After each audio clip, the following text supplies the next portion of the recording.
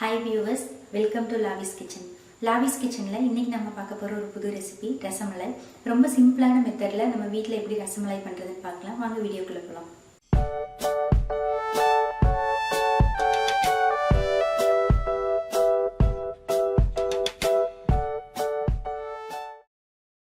தேவையான பொருட்கள் என்னென்னு பார்த்துடலாம். பால் 1 லிட்டர்,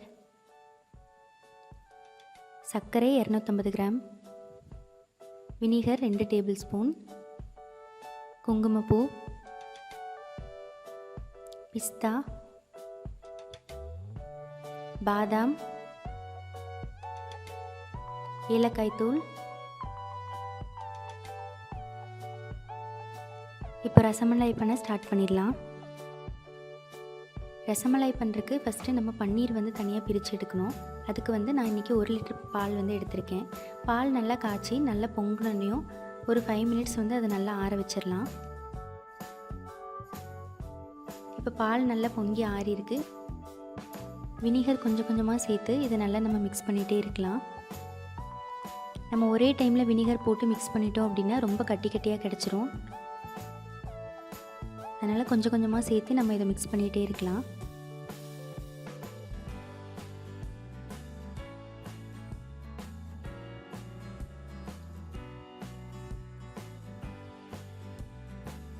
இப்போ பன்னீர் நல்லா பிரிஞ்சு கிடச்சிருக்கு. நல்லா சின்ன சின்னதாக இருக்குது.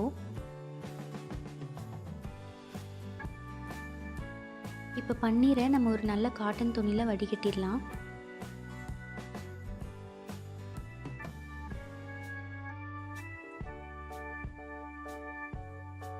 காட்டன் துணியில் நல்லா வடிகட்டிட்டு கொஞ்சமாக இதில் தண்ணி போட்டு நல்லா வாஷ் பண்ணிடலாம். ஏன்னா நம்ம வினிகர் சேர்த்துருக்கோம், அதனால் இந்த ஸ்மெல் கொஞ்சம் இருக்கும். அதுக்காக இதை நல்லா வாஷ் பண்ணிடலாம்.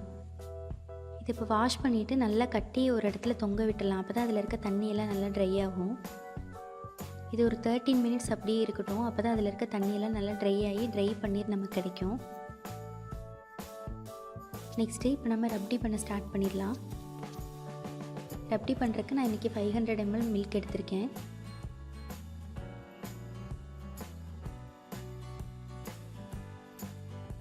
இப்போ பால் நல்லா காயட்டும்.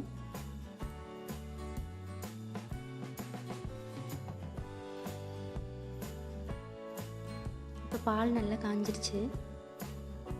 இதில் 1/2 கப் சர்க்கரை சேர்த்துக்கலாம்.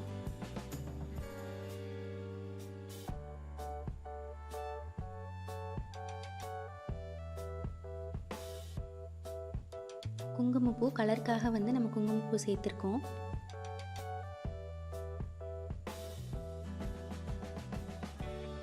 ஏலக்காய் தூள்,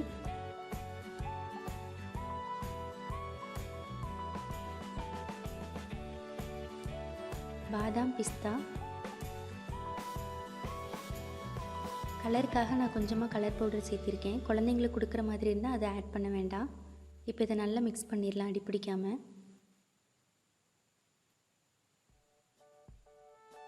ரப்டி ரொம்ப கெட்டியாக இருக்கணுங்கிற அவசியம் இல்லை. இப்போ ரப்டி ரெடி ஆயிடுச்சு. நெக்ஸ்ட்டு சக்கரை பாகு பண்ண ரெடி பண்ணிடலாம். சக்கரை பாகு பண்ண நான் 1 கப் தண்ணி எடுத்திருக்கேன். தண்ணி நல்லா காஞ்சிருச்சு. அதில் நான் 1/2 கப் சுகர் சேர்த்துருக்கேன்.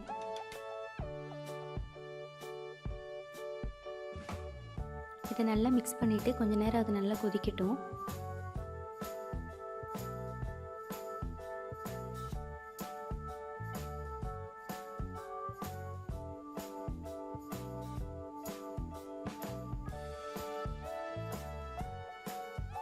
இப்போ சக்கரை பாகு நல்லா ரெடி ஆயிடுச்சு.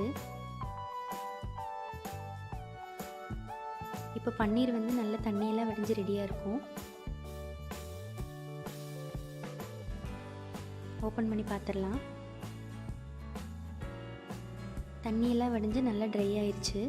இதை நல்லா நம்ம சப்பாத்தி மாவு பிசைகிற மாதிரி நல்லா பிசைஞ்சு எடுத்துக்கணும். ஒரு 8 நிமிஷம் நல்லா பிசைஞ்சு எடுத்திருக்கேன் நான். இதை சின்ன சின்ன உருண்டைகளாக எடுத்துக்கலாம். இப்போ இதை சர்க்கரை பாகில் சேர்த்து நல்லா ஒரு 10 நிமிஷம் வேக வச்சிடலாம்.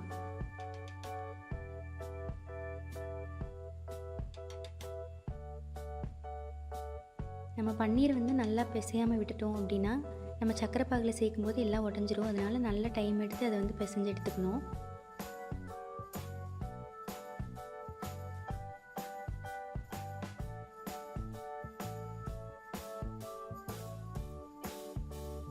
இப்போ பன்னீர் நல்லா பாயில் ஆகி நல்லா உப்பி வந்திருக்கு.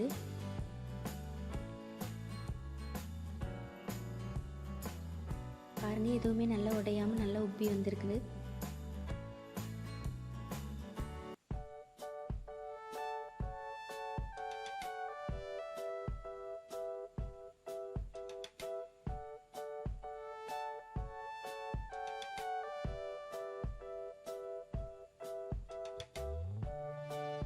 இப்போ இது எல்லாத்தையும் நம்ம ரப்டியில் சேர்த்துடலாம்.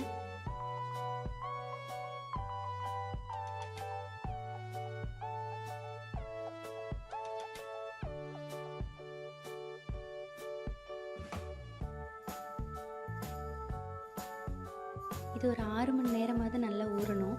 அப்போ தான் நல்லா டேஸ்ட் கிடைக்கும்.